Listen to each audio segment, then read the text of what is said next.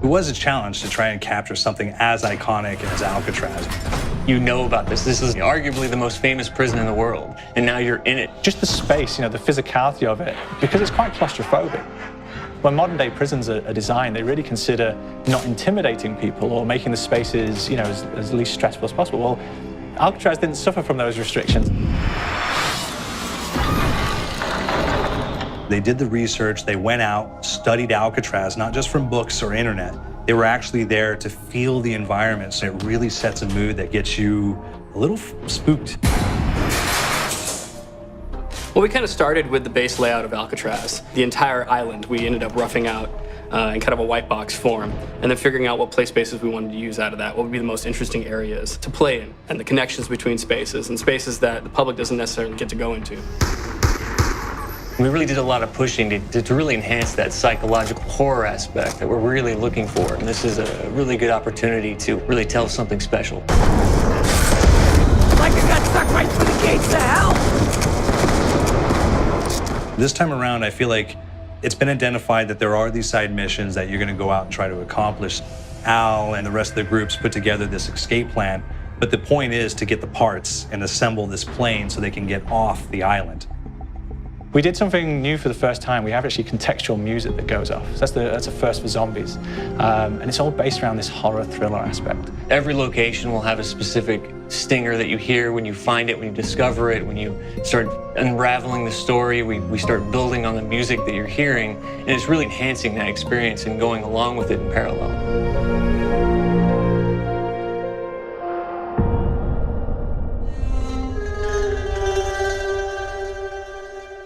Because we wanted to embrace this kind of horror thriller element, we wanted character actors, guys who could really embody someone and then convey emotion. So that's why we went for guys like Ray Liotta, getting in that kind of guy, we wanted a frantic nature. So he plays a character called Billy Handsome, who's this kind of psychopath who would be employed by the mob to kill people in interesting ways. Chaz Palminteri, he plays a guy called Sal DeLuca, an old mob boss. Michael Madsen playing Finn O'Leary. He's kind of worked himself from the floor, from the streets. He's got his hands dirty in the blood and the guts a couple of times.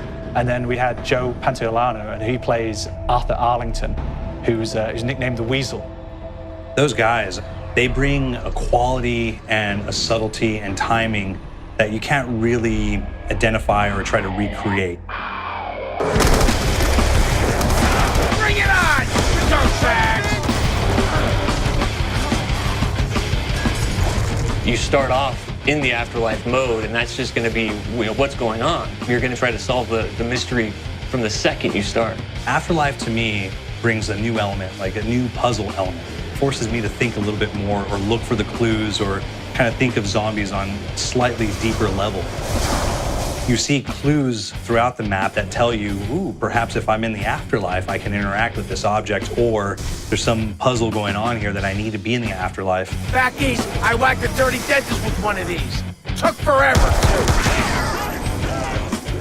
Alcatraz has a Civil War kind of fort background before it turned into a penitentiary.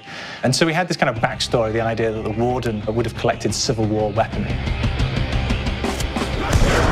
One of them is a blundergat. It's a fictional weapon, but the idea of the combination between a blunderbuss and a Gatling gun.